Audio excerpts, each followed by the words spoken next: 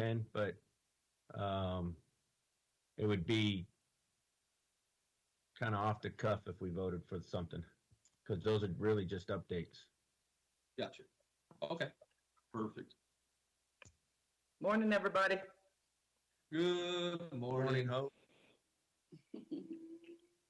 Morning, Linda. Good morning. Good morning. Good morning. Good morning. Everyone is Linda. Good. How are you, Yvonne? Good, thank you. Nice seeing you. Yeah. Hi, Bruce. Good morning. So for our guests, the rules would be for you guys to have your cameras off until you start briefing. The committee members are the only ones that are required to have their cameras on at all times. Okay.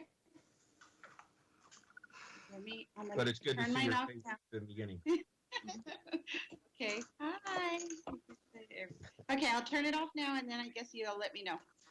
Yeah, we'll let you know. We'll call you All right. in on Okay. your agenda number 8 Okay. is where you're at. Okay. Thanks. Right after the Well, VA, right? Mike Amaral does his. Nope. Yeah, Mike Amaral. All right. And I do the same, right?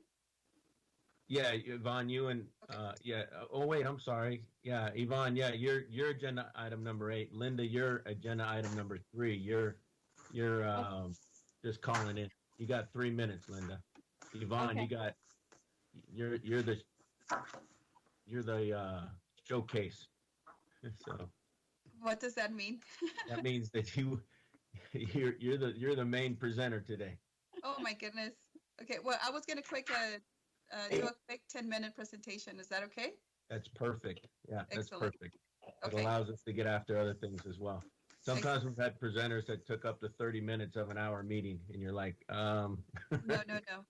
That's not gonna happen. Don't worry. Okay. And I think So- Donna was gonna join us, and part of those 10 minutes is gonna be Donna a few minutes towards the end, so those are included as well. Okay. So we are 2 minutes out, and we do not have a quorum. Is Lance coming today? Wait, we have a quorum. Oh, you're there. Okay. I didn't see your picture. Lance did not tell me if he was not coming. I know there's a change of command at William Beaumont. But I don't know if he's going to go to that or do this meeting. That change of command was at 9 a.m. So he might make it. He might join late.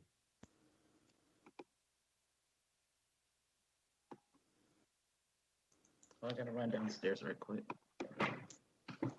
I'll be right back. Just to let you know that City IT is on, and I believe that we are recording live right now. Can you guys hear me? We can hear whoever that was that just spoke. Is that Okay. you? I'm just Yeah. done. I'm just checking. I'm just checking to see if you guys can hear me.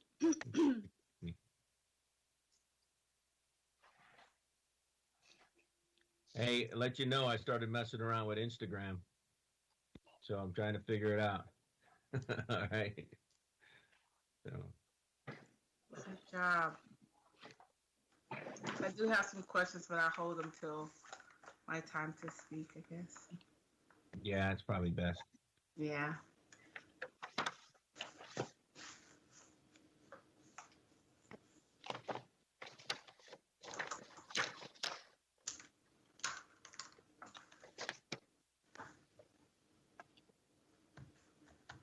Okay, our lawyer's on.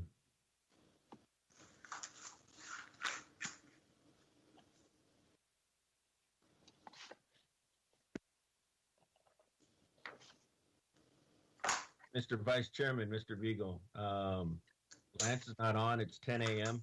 Do you want to go ahead and start the meeting? Or would you like to give him a few more minutes? You're muted, sir. Now, since you have that up the way it is, there's 2 choices for me instead of just one to unmute. So that's anyway. What time is it? 10 a.m. It's 10 a.m. We'll give him about 2 more minutes, and if he's not here, we'll move on. Okay.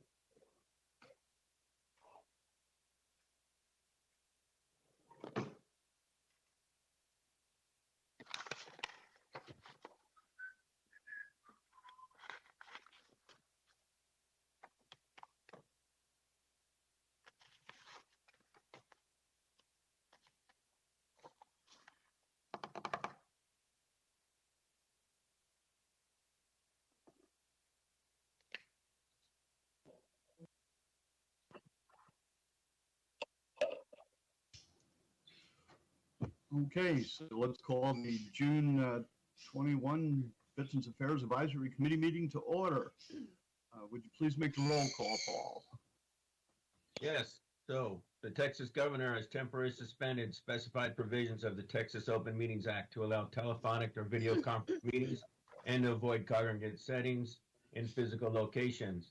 The Veteran Affairs Advisory Committee, in compliance with the requirement that the city provide two-way communications for members of the public may communicate with the committee during public comment and regarding agenda items by calling the following number: 915-213-4096. Once again, that's 915-213-4096, or the toll-free number, which is 1-833-664-9267.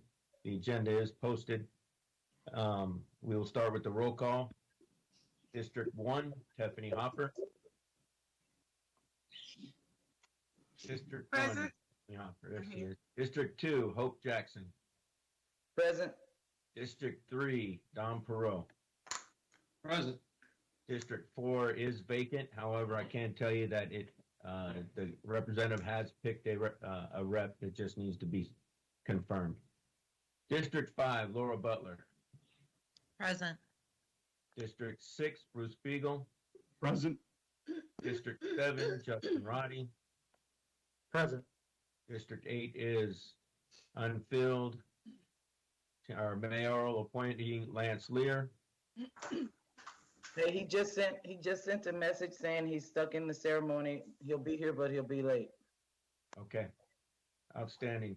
Mr. Vice Chairman, you have a quorum.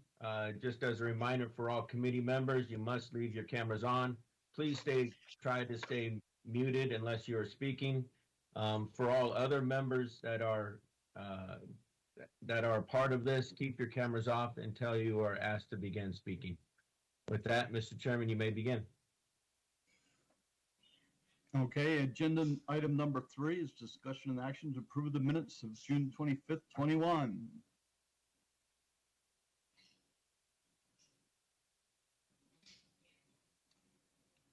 Do you have those to throw up on the screen, or did everybody have a chance to review them, I guess is the question.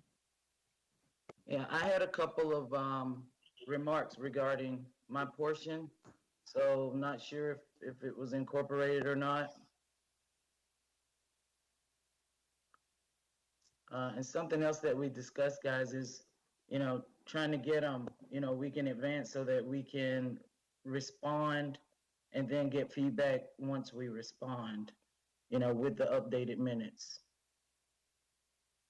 Yeah, I will do my best to get them to you a week in advance. Fair enough. Okay. Did you get the input that I sent to Laura and Lance? Yeah, I took a lot of input from Laura. Everything that Laura sent to me was placed into the minutes. I'm talking about the corrections. No, I did not receive any corrections for the minutes at all. Okay.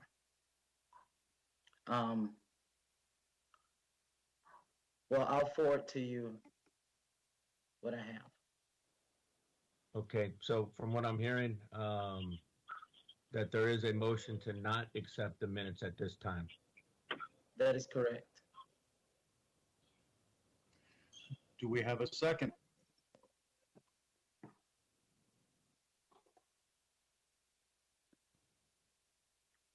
I'll second. Hope I'll help out with those corrections for you. Thank you. Okay, so all in favor of delaying the approval of the June minutes? Aye. So I'll have to go one by one. District 1, I agree. District 2, Aye. District 3, Aye. District 4, District 5, Aye. District 6, Aye. District 7, Aye. and the minutes will not be approved at this meeting.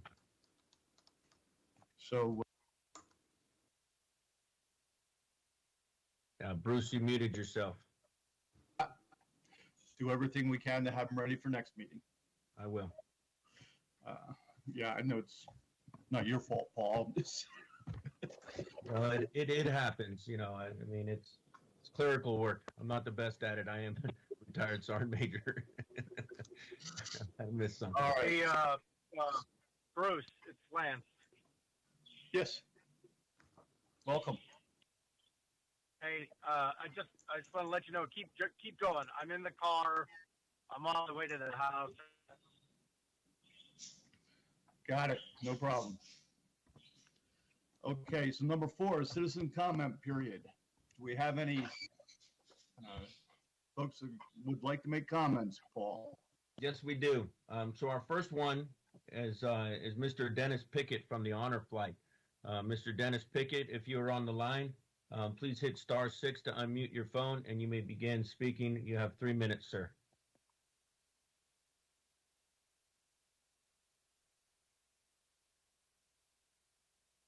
Mr. Dennis Pickett from the Honor Flight. Mr. Dennis Pickett, if you're on the line, you may begin speaking. at Hello, this time. Okay, you can hear me now. I had a little trouble with the *6.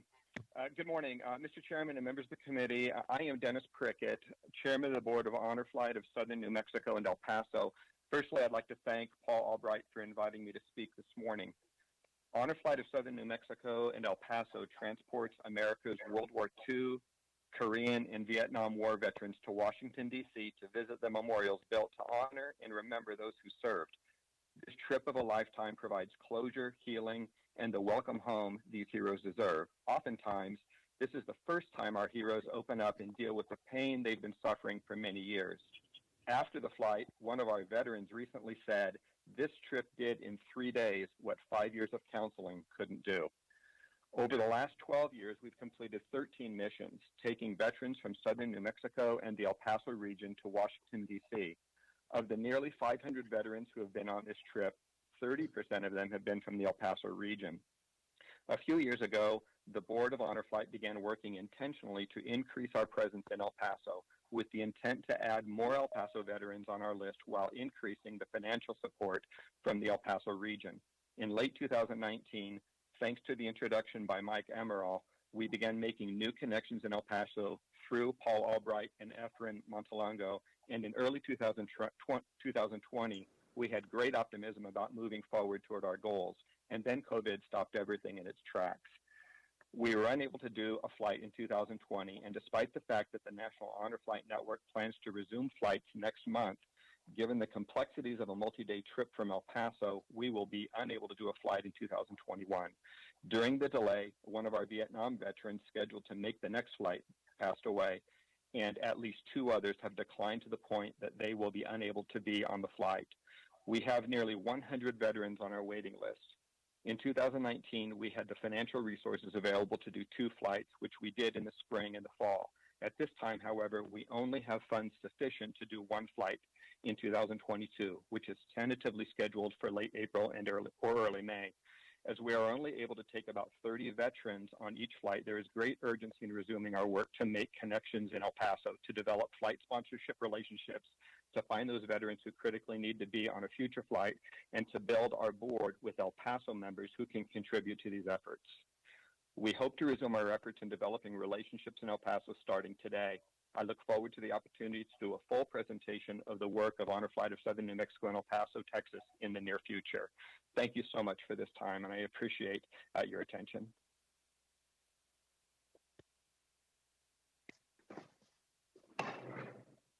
Thank you, Mr. Prickett. For the committee members, I'm also going to connect Mr. Prickett to the El Paso Chamber through the MVAC. And if Mr. Lance Lear, if you can help me connect them to the Hispanic Chamber, what they need is they need business donations to help them continue these flights for these wonderful heroes and for this great therapy session. If there are no questions, Mr. Beagle, we can move to the next person, Miss Linda Mays. Miss Linda Mays from Hidden Heroes. If you can go ahead and begin briefing. You have 3 minutes, ma'am. Good morning, everybody.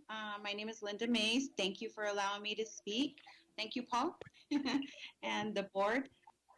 So a little bit about myself. Like I said, my name is Linda Mays, and I am the 2021 Texas Dole Caregiver Fellow. So about that is the Elizabeth Dole Foundation is the preeminent organization dedicated solely to the support of veteran and military caregivers.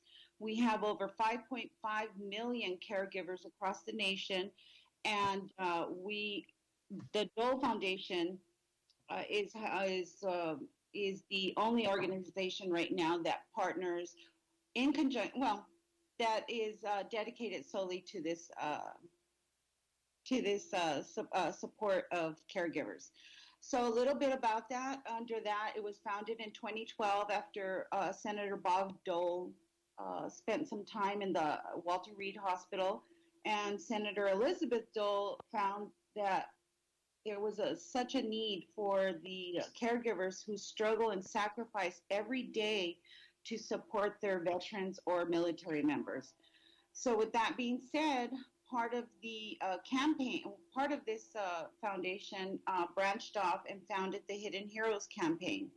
So we're reaching out to counties and cities to become a Hidden Heroes city or county and help us partner to reach out to our caregivers. So 3 aspects or 3 focus of this campaign include self-identifying caregivers. That's really important because a lot of the caregivers do not self-identify.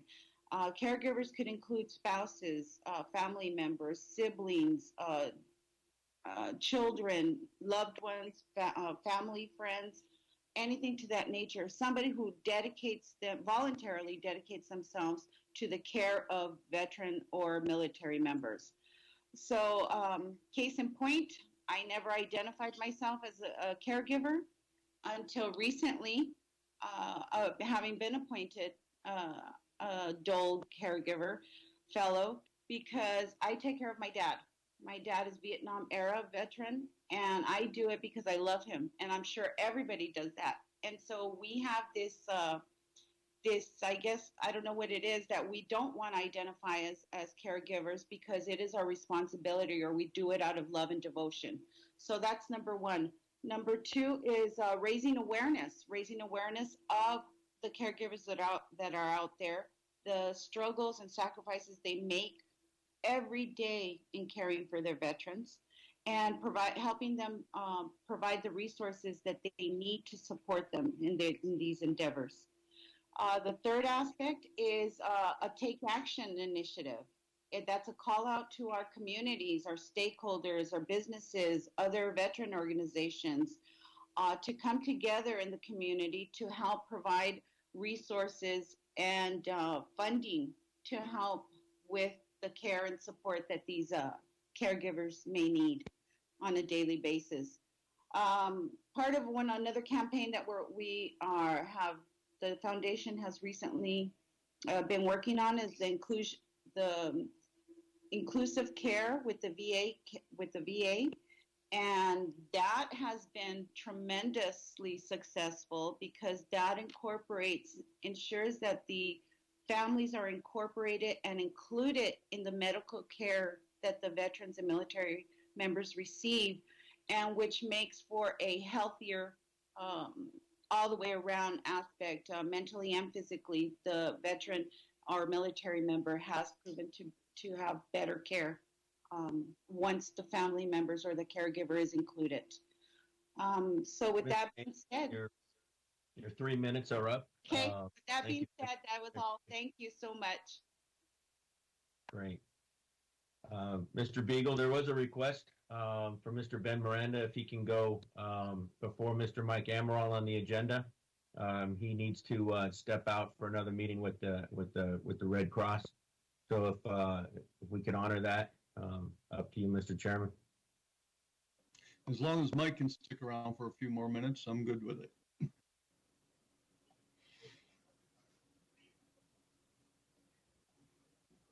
Mr. Mike Amaral, or is he at the change of command? I don't see Apparently him. he's have to change of command. I don't see him on here, so go for it, Ben. All right. Thank you, Paul. Thank you, Bruce. Good to see everybody. Happy Friday. So I'm going to provide some updates on the El Paso Veterans Housing Program.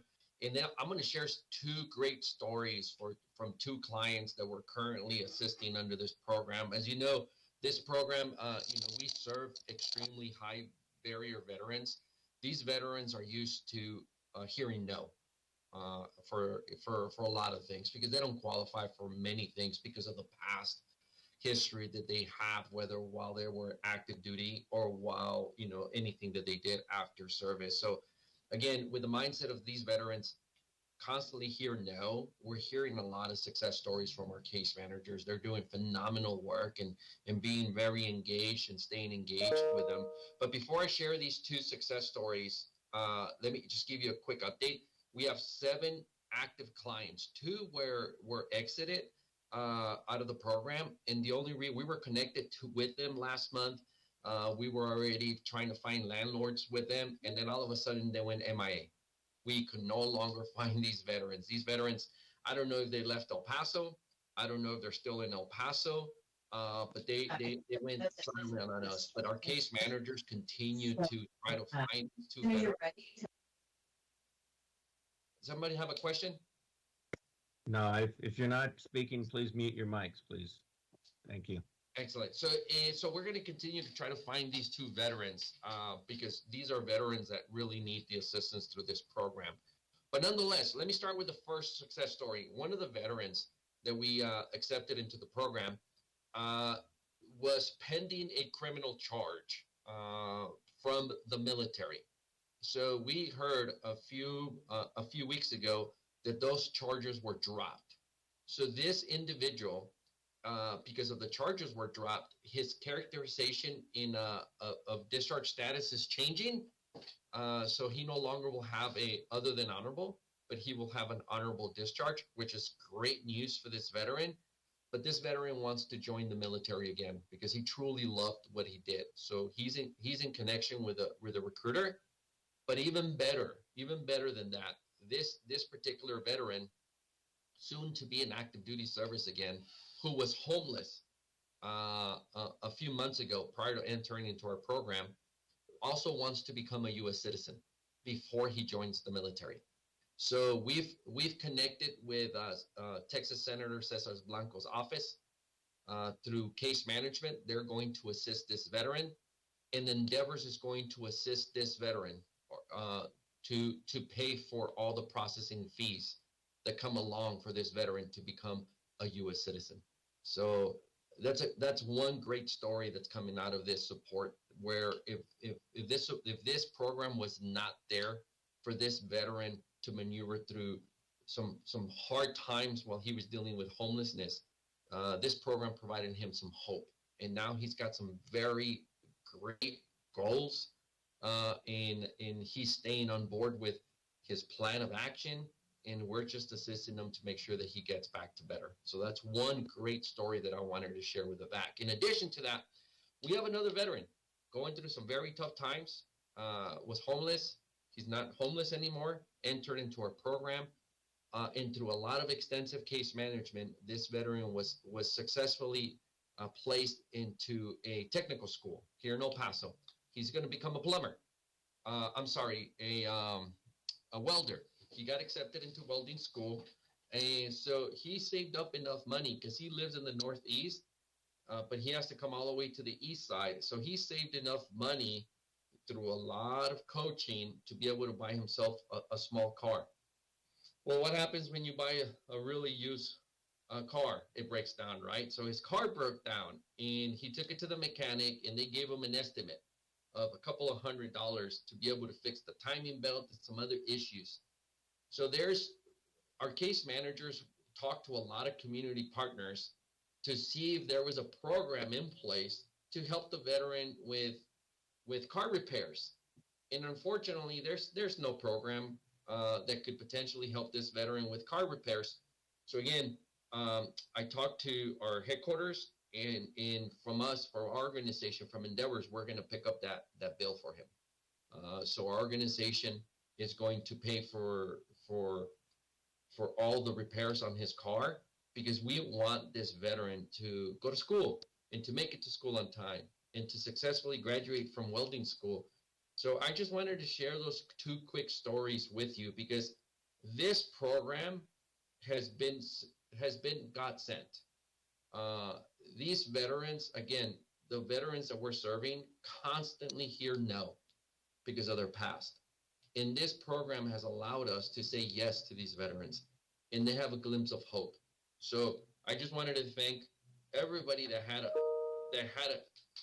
a hand in making sure that these funds came to our community, that had the vision to put these funds into the community to serve these high barrier veterans.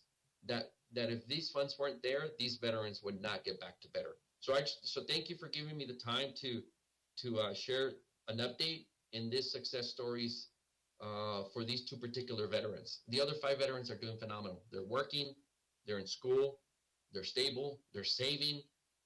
So it's very successful. Pending any questions.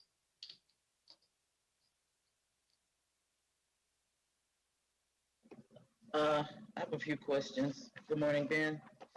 Good morning. Now, so do you currently have 7 or 5 veterans housed? 7. Okay. Of those 7, how many are chronically homeless? Well, they're no longer homeless. They're housed. Well, yeah, but how many fall under the umbrella? Because your narrative states that 75% of the population will come from the chronically homeless population. They were all chronically homeless. Okay, and that's identified in HMIS? Yes. Okay. And through coordinated entry. So let me make sure. So 100% of the 7 who are currently housed meet the category or meet the criteria for chronically homeless, correct? That's correct, as I stated. Okay. And I'll table all my other questions for the meeting, but I do have one final question regarding a statement you had sent out regarding Stephen A. Cohen and you all being temporary in nature. So my question is, the reason I'm a bit concerned is you, in your narrative, in your proposal narrative, there was no indication that your mental health services were temporary in nature. So how do we reconcile that? And what narrative are you referring to? For your proposal for this contract? Where in that? Okay, if I'm not gonna discuss this with you in this open forum regarding contractual issues. If you have specific contract questions, send those to me, and I will coordinate that with Mr. Abraham and Ms. Nicole. This is not the appropriate forum to discuss contract issues. Well, I think it's important to understand the role of the VAC as, evaluating programs. That's, I understand, and believe me, I am very aware of the VAC's function. That if you want to discuss contractual issues, this is not the forum to do so. So well, my question is a really simple one. My question is a really simple one. You said to an email to me that your services at Stephen Cohen are temporary in nature, but you didn't. Paul, can I interrupt? This is Roberta Brito. Yes, please. Yes, go ahead, ma'am. Okay. So I think it is important that we remember the role of the VAC, and they have a very important role, but it is an advisory role. So what the VAC should do is gather the advice that they have concerning this contract, and then make that advice available to city council, to city leadership, to Paul, who can then channel it up. Because negotiations of contract really go between initially departments and the contractor, and then they're approved by council. So it's never been a situation of negotiation between a board and a contractor. But of course, boards should give their input to city departments and leadership concerning contracts. Ma'am, I'm not attempting to negotiate. I'm attempting to ask questions. I can't advise if I can't ask questions. Right. I think what everyone's getting to is the platform that we're using at this time. We have to remember that this is on City TV. It's also being uploaded to YouTube for the entire nation to view if they want. So we don't want to really get into contractual issues on a national platform. So I think what everybody's saying is that we can go ahead and we can capture all of this information, your concerns, and then we can address this in a closed forum, not in a quorum, but in a closed forum where we can address those issues. I don't have any other questions. Thank you, Hope, and thank you, Ben. And Hope, I think the homeless subcommittee ought to contact Ben, and you can take care of that offline and then brief us back as the whole committee. Does that make sense? We're tempted to do that, but I hear you. Okay, thank you, Hope. Nicole, did you have a question? Yes, sir, Mr. Beagle. I just, Nicole Farini, Chief Resilience Officer, for the record. I just wanted to make a clarification that we are pleased to meet with the homeless subcommittee. I think that that's a more appropriate point of outreach, and if we need to, we can bring in our subrecipient contractor to have discussions about performance issues, or potentially looking at how we might expand the reach of the program. We're happy to do that at any time, and so I've yet to receive that request, but I'm happy to convene with the homeless subcommittee and bring in any subrecipient, not just Endeavors, that may be serving veterans. So happy to do so, and I just wanted to make that clarification. Thank you, appreciate that. Mm-hmm. Any other, I have one more hand up. Ms. Gutierrez? Aaron Gutierrez, for the record, I work with Ms. Nicole Farini. Just one quick thing, clarification, we already do have a meeting scheduled for next week, and we would love to have the discussion with Ms. Jackson in regards to this particular, but a meeting has been scheduled, and we will make sure we move forward with the discussion. Thank you. Okay. I don't see any other hands raised, so again, thank you, Ben. And I do not see Mr. Emerald on here, so we'll go to pass over item number 5, Paul, and go to item number 6. Mr. Dwyer.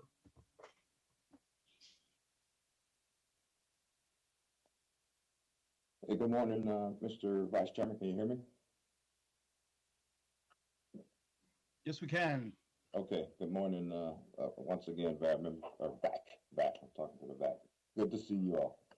Okay, tough act to follow after all that. Just two things here at the county right now, not a whole laundry list of stuff to go over. One, I want to make sure to re-invite you all to our upcoming Veterans Healing Through Honor ceremony, which will take place on the 22nd of July at Escarte Park Pavilion at 6 p.m. As you all know, we're approaching the second anniversary of the August 3rd shooting, and there were two veterans that were lost as a part of that shooting, Mr. Benavides and Mr. Hoffman. And we intend to honor them and their families and remember them at that ceremony. So we'd like to have you in attendance. And I did send that information to Paul, the flyer, the latest flyer with my contact information, and also a strip map to the park and the pavilion. The only other thing I wanted to update you all on that's going to affect our office is we're doing a mass update over here with our phone system. Got a lot of issues with calls getting through.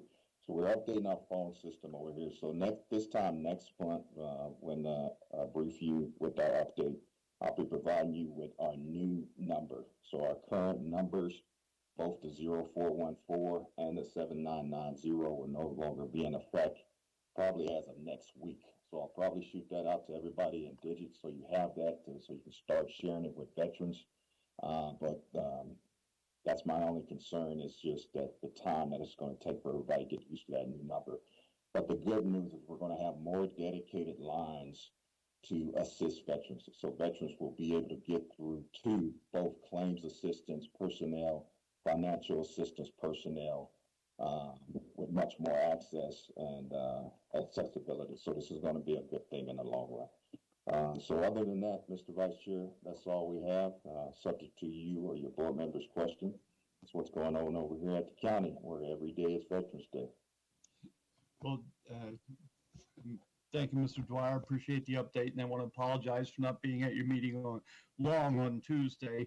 But I was in the middle of the Fort Bliss hiring expo, so I will do my best to make it there next time for the full meeting. Just 30 push-ups, Sergeant. That's all. Just 30 push-ups. Gotcha, Roger. Sergeant Major. Okay. Again, I don't see any hands up for Mr. Dwyer, so thank you. And let's move on to. Hey, Bruce. Yes. Bruce Lance. Sorry, I can't put my hand up.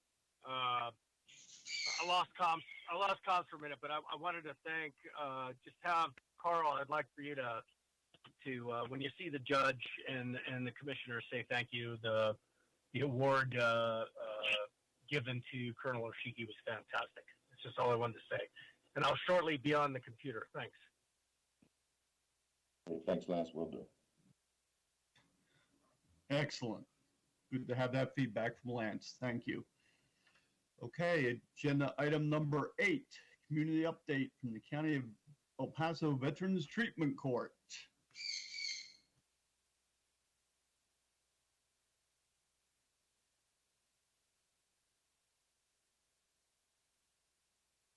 Yvonne, you're muted. No wonder no one responded. Good morning. My name is Yvonne Whitaker. I'm the director for the Veterans Treatment Court program at the 346 District Court with Judge Patricia Vaca. She regrets not being able to be here today, but I'm going to give you a brief presentation of the court treatment program. But can I share my screen? Let me see if I can share my screen so you can see the PowerPoint presentation. Can you view the screen? We can see it, yes. Excellent. Okay. It's going to be brief, but if you have any questions during the presentation, please feel free to stop me. The Veterans Treatment Court program is funded by the U.S. Department of Justice, the Texas Veterans Commission, and El Paso County. Our mission is to divert justice-involved veterans and active service members from the traditional criminal justice system by providing them treatment and judicial monitoring to afford them the tools needed to lead a productive and law-abiding life. We meet every Wednesday at 1:30 in the afternoon. We staff cases, we meet with the veterans, and we discuss the veterans' progress. And who is we, the team? That would be Judge Patricia Vaca from the 346 District Court. We have Judge William Moody from the 34th District Court. We have an assistant district attorney, a public defender, We have the Veterans Treatment Court Program, which is me. We have the Specialty Court Liaison. We have a counselor, a probation officer, and 2 compliance officers that are housed under the 346 District Court, and they only deal with the veterans. We have the Sheriff's Department and El Paso Police Department who donate time from 2 officers to help the compliance officers do their field visits. We also have our lead mentor, Ms. Dana Juarez. We have mentors and volunteers. We have El Paso VA. We have the Veterans Justice Outreach Specialist, and we also work with William Beaumont Army Medical Center. As you can see, we are community partners that work together towards one common goal, and that is to help the veteran in whatever needs they have. They do an assessment, and anything that they need that we can help with, we'll pull all these resources to help them move forward. So the process to enter the Veterans Treatment Court is very simple. We need an application, and that's a 1-page application. We need the medical release form and a copy of the DD-214. The medical release form goes to the VA so they can provide us with a mental health history of the veteran. This documentation will be sent to the Assistant District Attorney.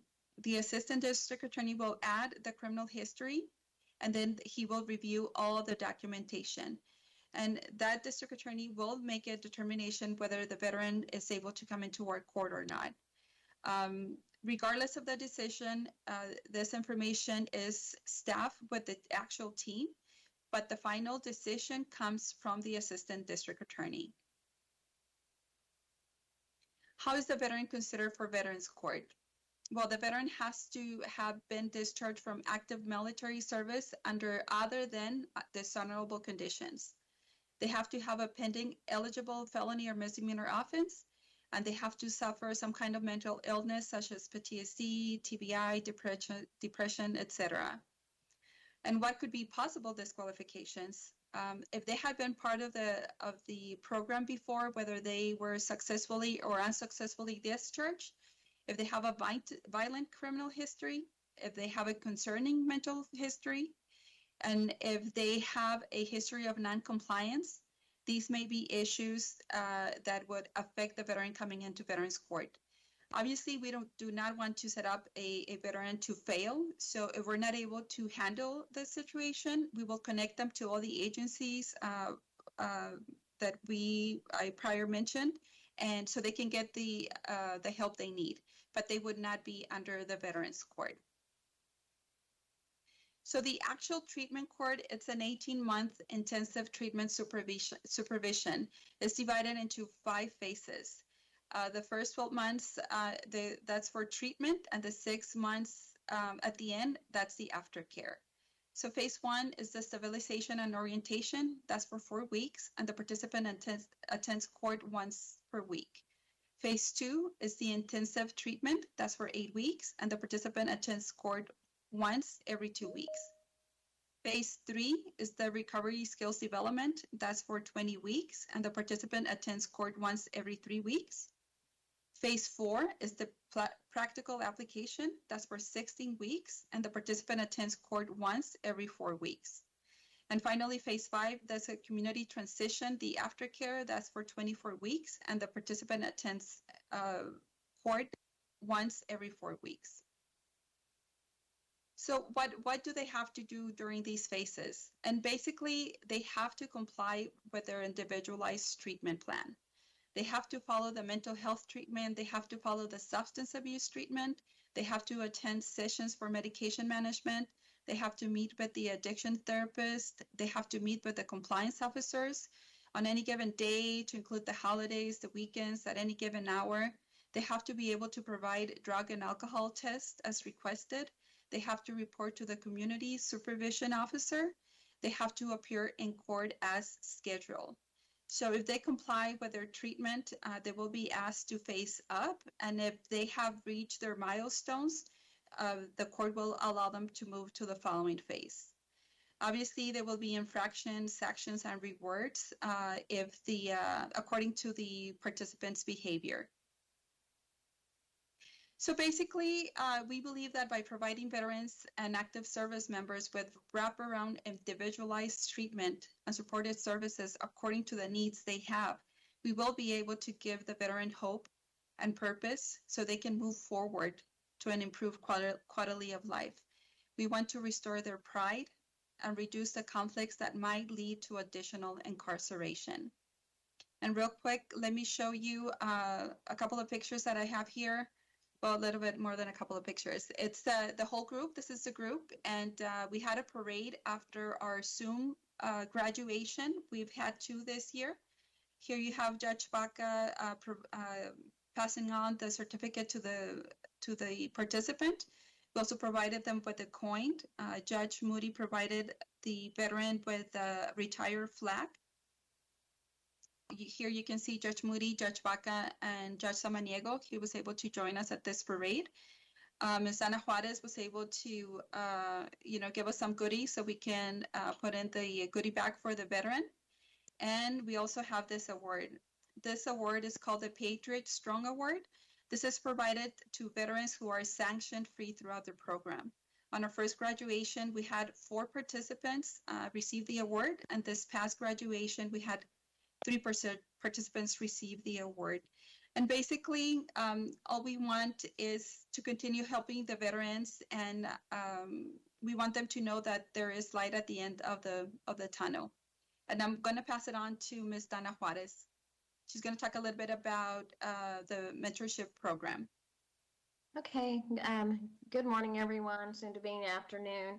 As the mentor coordinator, we currently right now have 16 different veterans that are mentors for our participants, also known as our mentees, and we pair them up. The mentors, currently we have 18 participants in our program, and our 16 mentors, actually that is our participants, that's a lower number due to COVID, so we're seeing that that's going to rise. And what we expect the mentors is to contact our veterans that are in the program once a week. They participate on docket and are there for them in ways that that a staff member can't be. We expect just support, encouragement, just be there and identify needs that maybe they wouldn't feel comfortable disclosing to the staff. We meet once a month. We participate in activities, and currently we do recruit. So if you're a veteran or an active duty service member, that's one thing. When it says Veterans Court, we also see active duty service members on the court. So we do invite active duty service members also to be mentors with our veterans. And we're a real proud group, and it's a very diverse population. I challenge anyone on this committee to step up and be a mentor and participate in the program if you have time. And I just want to say it's been an honor to be able to represent veterans and continue as a veteran myself to do that as we go forward. And I look forward to seeing some of you guys as mentors, or at least participating in our mentor activities. Also seek out opportunities for the Veteran Court to participate in, and just let people know that we're out here and that the awareness part is really, really valuable to our veterans in our community. So thank you guys for hearing what we had to say today. Thank you. Thank you. You're welcome.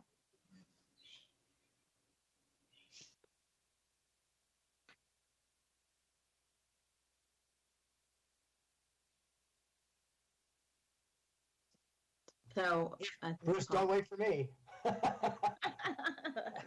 I apologize to everybody. Thank you very much, Ms. Juarez, Ms. Whitaker. I actually learned something today about that. I actually did not know active duty members could be mentors. So we'll share that through the active duty community. There's a lot of volunteers out there. I took a note to share that. Great, thank you. Thank you, and thanks for all that you guys do.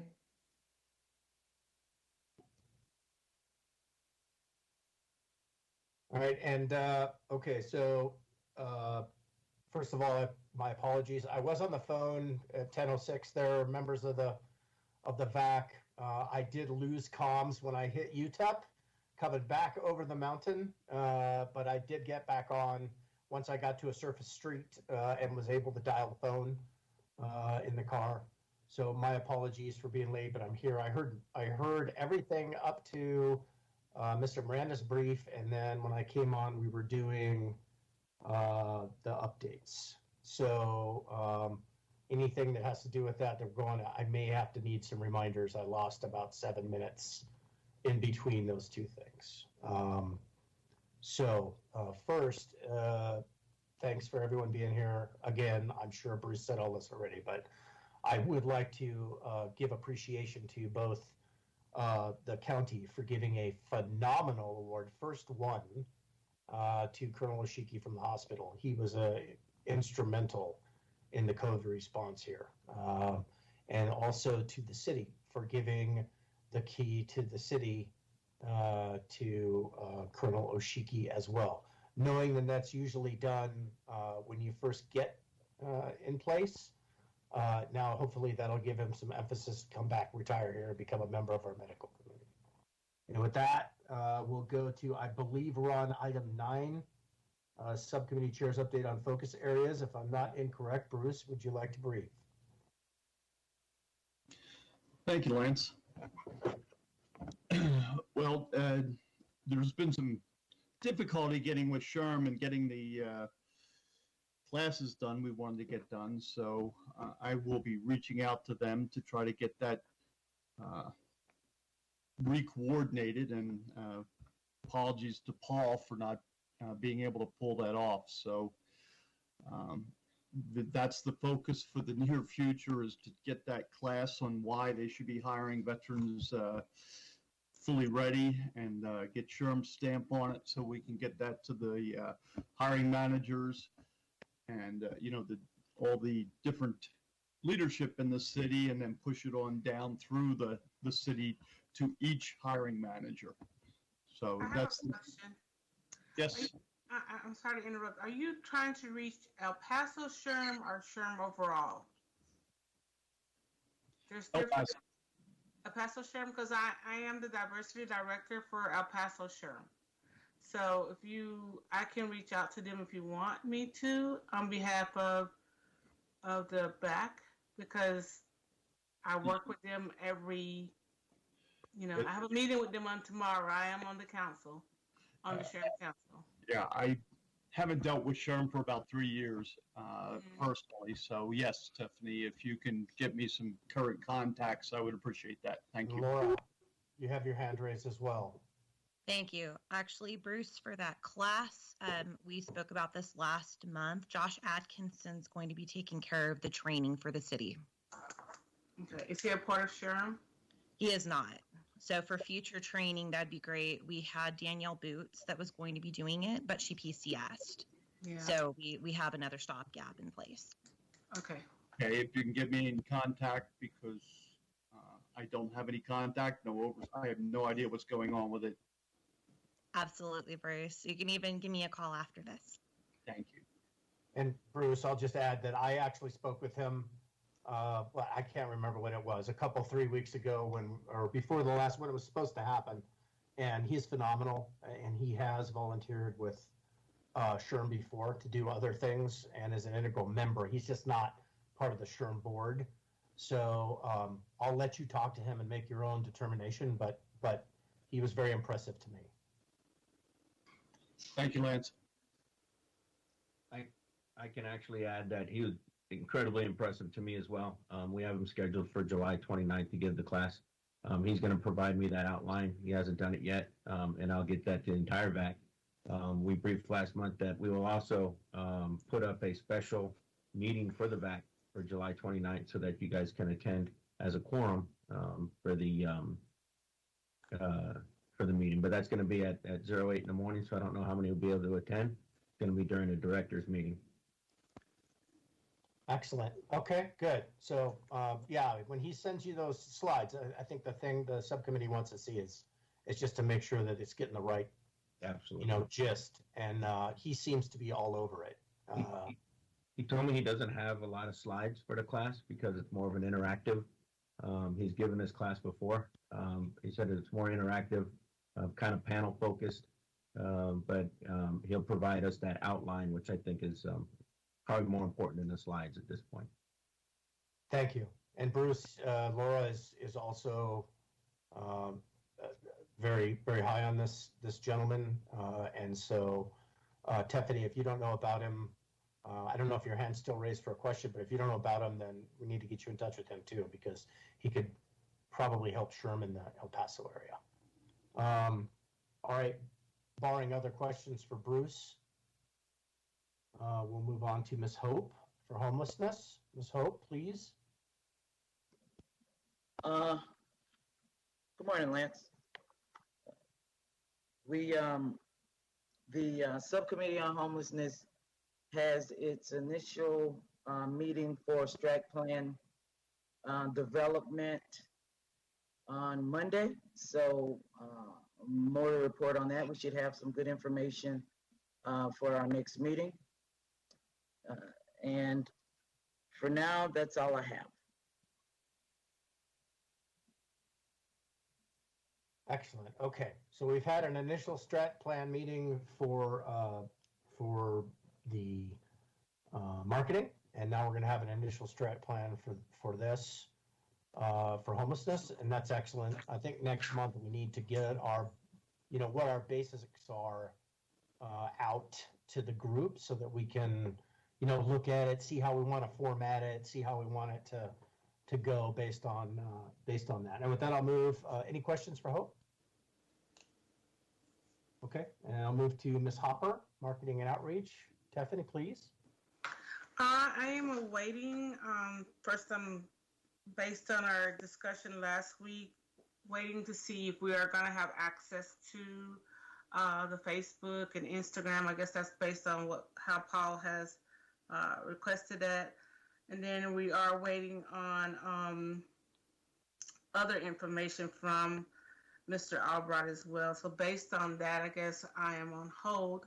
I did send a request to for Paul to participate in the Bienvenidos. I think I CC'd you on it, Lance, and I have not received a response from that opportunity to get the word out about what we do at the back. Okay, I owe you that. I'm gonna have to go back and find it. I was on vacation for a week, and so I'm probably a week behind at least. But I owe you input on that, at least from my end. Paul? Okay.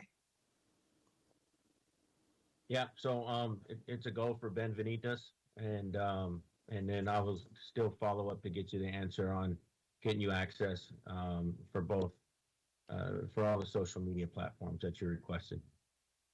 And for Laura as well. And then I have another question. I did meet with the District 1 representative to tell him about where we're going towards the proposals I had towards the marketing outreach, and he was supportive of that. So when are you going to plan to meet with legal regarding the Veteran Shark Tank, Paul? Did you meet with them yet? I have not met with legal on that yet, but I do have on to do out, and I'll get to that. Okay, and also what about the website information? I'm sorry, what website information? We wanted to, I just wanted to know if you talked to the website managers about developing the different information that we wanted to expand on our website, changing the logo, adding pictures to the website. I guess I could send that to you. No, I know exactly what you're talking about. So, that's all something that we send up to the Strategic Communications Department. They are short-staffed at this time. They've actually are trying to hire more people in the large priority of things. I think they're going to get to it very quickly, very soon. Let me follow up with them, and I'll get you that answer as soon as possible. And I do want to make sure that when we do update the website reflects the military community. I want to ensure that we have Black and brown people on the website to include. I want it to be a diverse website that reflects the military community. Yes, absolutely. And also ADA compliant to where everybody can read Yeah, it. yeah, for sure, for sure. That's all I have. Thank you. Thanks, Stephanie. Any questions for Tiffany? Okay, so the next area is discussion and action on the 5-year plan, which is pretty much what we just discussed. I'm trying to bring up my slide here to see if, to give you reminders on what needs to go in there and the kind of the format that we are going to go with. But for some reason, my Word document is moving so slow, I can't get it to do squat. Hopefully you guys can still hear me. Everything's like in slow motion here. But clearly that's not, oh, there it is. Give me a second, it's just opening. Apologies, man. When things run, I've never been to a change of command that lasted an hour since the early days, and this was a long one. So I got taken by storm. While we're waiting, was there a discussion about the minutes? I heard I heard a vote on minutes. Was that? Can you guys kind of update me on the minutes? Yes, Lance. Hope wanted to add something to the minutes and it didn't get added, so we just tabled it till next week or next meeting. Okay. Yeah, there were some issues that I saw with it, just on the first page, that just some typing stuff, typos or added stuff added by accident. So I just wanted to see if we had talked about that. Okay.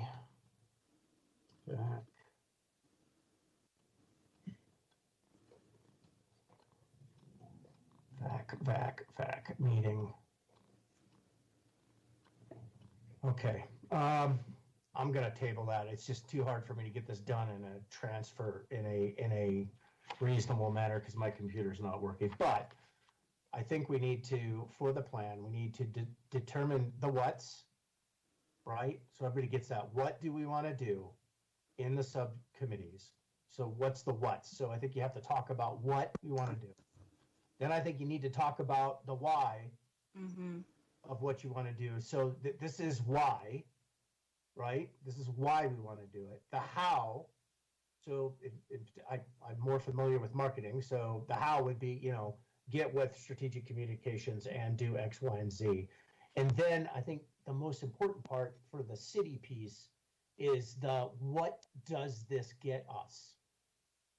So how does it assist veterans? What is the outcome? So just keep notes on that. I'll send more later after the meeting. Paul, you have your hand up, sir? Yes. So I have another advisory council's strategic plan pulled up, and I'm willing to share that with you if you're interested in looking at that, to show them kind of the format that they used to brief council with back in March. Yes, sir. Okay, let me try to pull that up real quickly here. Is everybody seeing that? Yes. Yes. Okay. So this is the REACT, which is the Regional Renewable Energy Advisory Council. You can see what they did was they started out by showing what goals that they supported. All right, and I know that we support mainly Goal 8, but we also dabble into Goal 1 and Goal 6, which is marketing and employment. They showed, really I guess this slide wouldn't matter to us, but this one, our vision and mission statement. And then we have really 3 lines of effort that we go into, so we can show that. And then we break that down, those lines of efforts, into how it supports the goals, which we've done in the past with our, asking for goal 1.1.6 and things like that. So we can say that we're trying to get after in those areas. So you could see how they broke it down, and it really is. That's it. It's that simple. I could send this out to everybody, and Lance, you can make the final decision if you'd like to incorporate that, or if you'd like to go a different direction. But I think that's a good starting point and helpful. Is that a what's the word? Approved? Is that an approved strategic plan through the city? Yeah, matter of fact, that was sent to me by Tommy Gonzalez, who said that he really liked this one because it's simple, it's to the point, easy to read, and that was what was briefed to council by that Renewable Energy Council. Okay. Thoughts, committee? I think it's pretty good. We might change some of the miniature stuff, but I mean, it looked pretty simple to me. Mm-hmm. I agree with the basic concept, absolutely, Lance. So it gives us a model to work with, which is that apparently the city council and the city management like. So, yeah. Agreed. Totally agreed. I think that's important going in with something we'll change the visuals and that kind of stuff, but we can keep that. And we already do that with our asks. So we already know all the goals and all that kind of stuff. So that's a good thing. Thank you, Paul. Yes, if you could send that out, I think we could start using that. And in my humble opinion from the past, when we've done that to members of the committee, the sub chairs or however, I use the note slides very much use the note slides, especially with PowerPoint presentations, because you got to know what you're going to say. We don't show them clearly. We give it to them without the notes, but that's the way I've done it in the past, and it seems to have worked. So that's thoughts about taking your notes on the note slides, and then when we send it amongst the subcommittees, everybody can see what's being said, if that makes sense to you all. Absolutely. I love you, man. You're looking good. I'm glad you're back here. I missed you last month.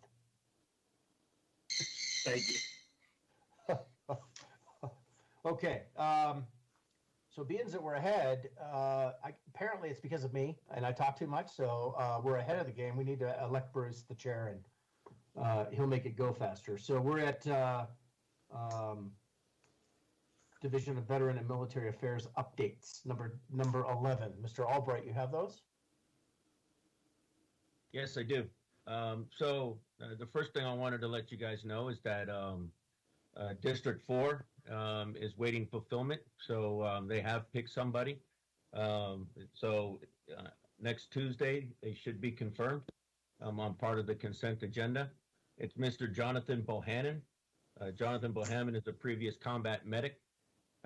He's also a previous rapid rehousing case manager that worked at the Opportunity Center for the Homeless. His current job is a veteran case manager for Emergence Healthcare Network. Sounds like that's a pretty good pick and can definitely help out with our homeless subcommittee. Glad that one's being filled. Still working on District 8, so please send emails. Please continue to look for folks. District 8 is still need to be filled. Moving on, I've met with a couple of different entities in the last couple of weeks about employment in the bridge program. We are receiving people from different bases now. Matter of fact, the last bridge fellow that got hired within the city actually was hired, came to me from Fort Knox. So the bridge program is now national. For those of you that are listening that doesn't know what the bridge program is, the bridge program is a fellowship designed for transitioning soldier members, military spouses, and veterans. What we do is we take those transitioning military spouses or veterans and we place them into fellowships within the city or within the community to network them to find employment. Anyway, I met with a group yesterday. They're called Forge, and what Forge does is they train, certify, and equip the trades. So plumbing, electricians, HVAC, and what they do is they have a network of employers that connect to them, and they take transitioning soldiers, train them, certify them, equip them, and send them out to wherever it is nationally that they want to go to employers. So we are going to work with the El Paso Chamber of Commerce, and Lance, if you can help me with the Hispanic Chamber, to connect Forge to local businesses, to local trades, so that we can bring back Fort Bliss service members. So we'll train them, certify them, equip them, and bring them back to El Paso and the trade work that's in this area. Also linked up with Raytheon. Raytheon is very interested in having Bridge Fellows work with them. So we're going to explore that avenue. So the Bridge program is expanding and is doing incredibly well. And just in case anybody is wondering, yes, I am connected with Hiring Our Heroes. So they do send me, quite often they send me different resumes that we look through, and we take a lot of those Hiring Our Heroes personnel and put them into the program. Matter of fact, we've had great success with 2 of them being employed by the city already. I met also with Rio Vista Behavioral Health Clinic. Actually went down there and gave a class and showed them a lot of the resources. And the veterans that are in those programs, they actually seem to be incredibly disconnected from the veteran network that we have. They don't know of the resources that we have. So by me going down there and simply talking to them and showing them the resources that are available, and then showing how that they can reach out and contact at what I call D-7, that's what I called it, before they are released, so that they can have a plan. I actually linked somebody up with our own veterans tenant-based rental assistance program. So Johanna, a case manager, he's called her, and he was pretty happy that he's already going into the system, and he hasn't even been released yet, but he's been homeless for quite some time, and is happy that he can get into that system. So there's definitely some great stuff that's happening there. And what I'll do is I'm going to link up with Carl Dreyer, and me and Carl will probably go to Peak Behavior Health together, and we'll start just kind of making the rounds every couple of weeks to talk to folks that are disconnected. And lastly, I'll leave you with is that the DSIP, Defense Community Infrastructure Program, the city did submit a grant request in the amount of $9 million with a 30% match for ease of access into the new William Beaumont. So we're keeping our fingers crossed that that gets approved. It was a incredibly strong looking packet from what I've seen. And we got all the letters of support that we needed from Fort Bliss and from other entities to make sure that this goes through. That's all I have at this time, Mr. Chairman. So over to you, anybody's questions. Okay, and Paul, I have a few questions, and thank you for the update. Sounds like great things are happening, continuing to happen in the city. First question on the District 8. Do you have any candidates at this point, or? Yes, I have sent 4 or 5 different resumes that direction. I think it's a matter of now of doing what we did with District 1 and kind of pointing the finger at them and saying, hey, you have an obligation to pick somebody. Okay, thank you. And on the Bridge program, I'm always referring people to the Bridge program, being at the transition office in Fort Bliss. So if it's changing and there's updates to the flyer or should be updates to the flyer, please let me know so I can give out correct information when I'm talking to people. So thank you. And it sounds, again, that's great that there's more and more opportunities for these folders. I just want to be able to tell them about it. So thank you. Absolutely. And the Forge, after the Fort Bliss Expo this past few days, talking to some of the employers, we'll take Pride Industries, for example. On a plumber, they can't even get people to respond to the job announcement. So they have a lot of these technical things that Forge apparently will train. So we need to get add Pride Industries, I believe, and Cynthia Baca to the list of employers for El Paso. I'm sure she'd be willing to work with them. And if you'd like that contact information, if you don't have it, I'd be happy to get it for you. Yes, please send it to me, and I'll send it to Forge so that they can establish that formal relationship. Okay. Excellent. Again, thank you very much. Thanks, Bruce. And so Bruce, I have a great relationship with the GM there. So if that'll help Paul, let me know. I know the GM personally, worked with him in the past. And so I can hook you up with the GM. And he's pretty smart guy. Yeah. And Cynthia's the HR hiring manager, so. Right. So she's the right one, clearly. But if there's Yeah, any kind of between the two of hubbub, them. Yeah, between the if two there's of any them. hubbub, we can definitely get them hooked up. Yep, excellent. Any other questions? Okay, team, I have an off-the-wall question, so I'll ask Paul, and I don't know. So and this is purely open source documentation that I've been reading about Sun Metro and the new hospital. Haven't gone there today and a few other times before. I mean, there are Sun Metro bus stops. They are going to run to the new Bobot or not? I read something in a news piece that said they weren't going to run there for some reason. Do you know anything about that? No, I actually don't know anything about that. I would be surprised if they were not going to run there. But I can take that as an RFI, request for information, for those of you that don't know what that is. I'll take that as an RFI, and I'll get back to you on that, Lance. Yeah, and that was just, news. It was just a news report, and I was flabbergasted because I know there's like 19 stops at the new hospital that all say Sun Metro. So it was just interesting that I saw that, and so I'm sure it's not the case, but I just follow up. That's all. And okay, item number 12 is announcements. So what awesome announcements do we have this month? First, we're on the race. There is a ACS hiring. Stephanie, you didn't raise your hand. Oh, I'm sorry. No, Bruce beat you. Okay, go ahead, Bruce. All right, thank you, Paul. Well, obviously, as I mentioned, the 4Plus Expo was just yesterday and a few days, Tuesday, Wednesday, Thursday. The next major hiring event on Fort Bliss will be the ACS.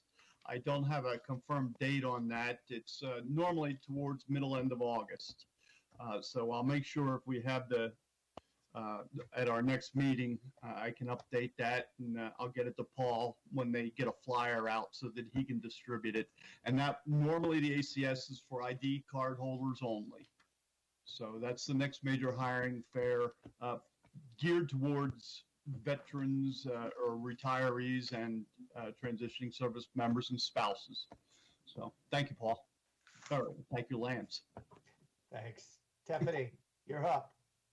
Okay, the hiring fair is actually August 12th from 1 at the Centennial Club. It is for ID card holders. And that's all. And then Bienvenidos is August 10th from 1 to 3 p.m. at the Centennial Club as well. And I can send you guys those flyers because I do have them. Oh, please do. I could use that. I'll jog my memory. Okay. Bruce, I have a question. It's not an announcement. I have a question. Do you know how many they serve? Talking with Doug and his team, he said that he was surprised there were so few people. Did it increase over the course of the event? No, actually, compared to 2019, which is obviously, and even 18 and 17, there were literally thousands of people short. There was apparently no command emphasis whatsoever, and that was the difference. The op order says that each command is supposed to make sure that everybody within 18 months of transition attends. Obviously, that did not happen. I would say, I don't know the exact numbers, but a guess would be 300 to 400 people instead of 3,000 to 4,000 people going through on a normal expo event. All right, and I do, and not to excuse the post, but there's a unit going to NTC, a unit on block leave, brigade size elements that are on block leave. And so I know Sergeant Major Williams talked with Doug and informed them of that. But that doesn't make up. I mean, we need to this is the signature event. We need to really push that. And so I'll get back with them and just say, hey, we really need to push this because it's such a great event. Same with ACS. I mean, if we can get more use at the ACS, then so be it. I think there's about the same number of job purveyors there, right? Correct. Yeah. Normally they fill the room. There was a few less this time. They had about 20 less employers this year, and whether that was because of COVID or whatever, but it's also it was the first in-person on-post event in the country, to my knowledge. So it's great to see that it is starting up, and hopefully, as you mentioned, we can get the ACS hiring event. We'll get even more folks there. Excellent. Thank you. Okay, let's see. Who hasn't talked? Justin, anything for the group? No, I'm good. Thank you. Laura?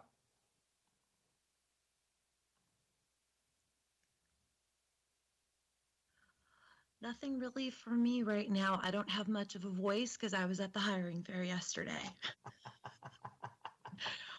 I think I spoke to the 400 different service members that came through. So enough to keep me busy and for me to lose my voice. Well, excellent. At least you made inroads. And Miss Hope, anything for the group?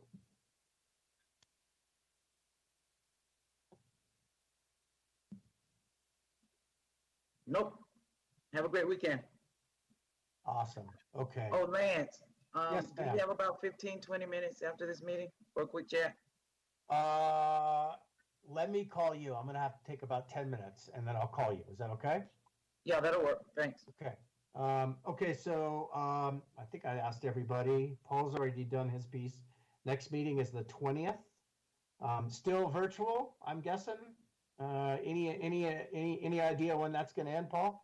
And so we're all a little curious to see what happens in September. So from what we can hear is that Governor Abbott is saying that everyone's going to be back as far as council members in September. But we need to we're looking at our numbers as far as vaccination, and we're gonna make a call based off of our vaccination rates and the newly increasing COVID rates for a call. So it'll be interesting to see what happens in September.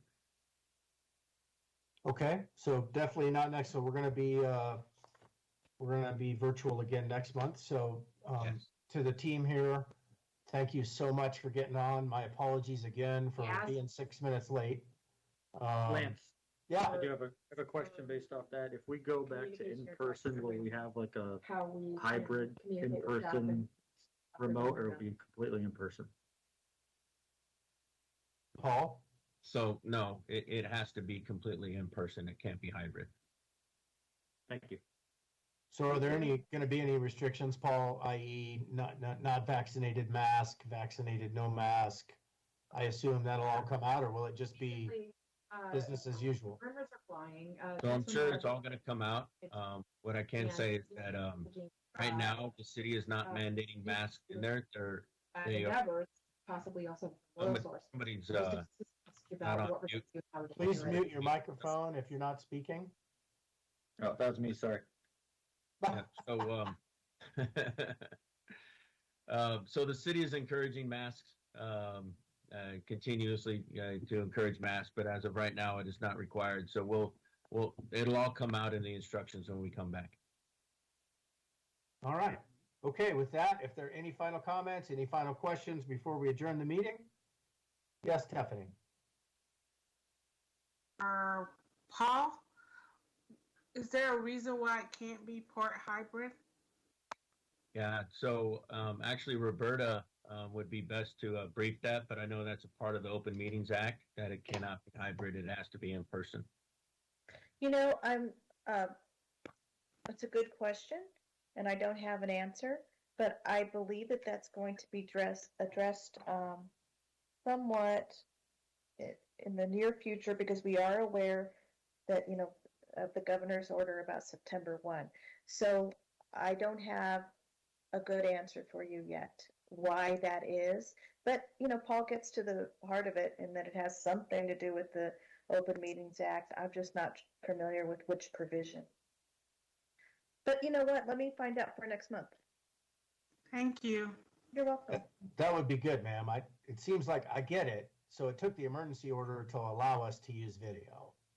So it's probably when that order goes away, then there will probably be, it'll take that away. It would be my guess, but it would seem to be good for people that are not vaccinated.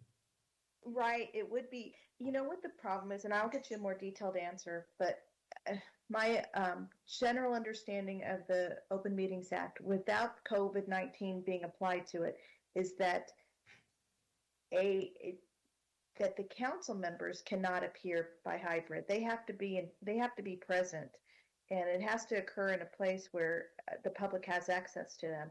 So these same type of rules apply to the boards. So I think it's going to come down to that, but I'd like to give you a better explanation next month when I actually know and I'm not just guessing. So I will report on that next month. Thank you very much. You're welcome. Any other questions or comments? Excellent. Okay. Well, ladies and gentlemen, thank you for your service and thank you for your duty to our veterans. And our next meeting is the 20th. And with that, we'll adjourn. Have a fantastic weekend. Thank you, Lance. Take care, all. Staff could apply for those jobs.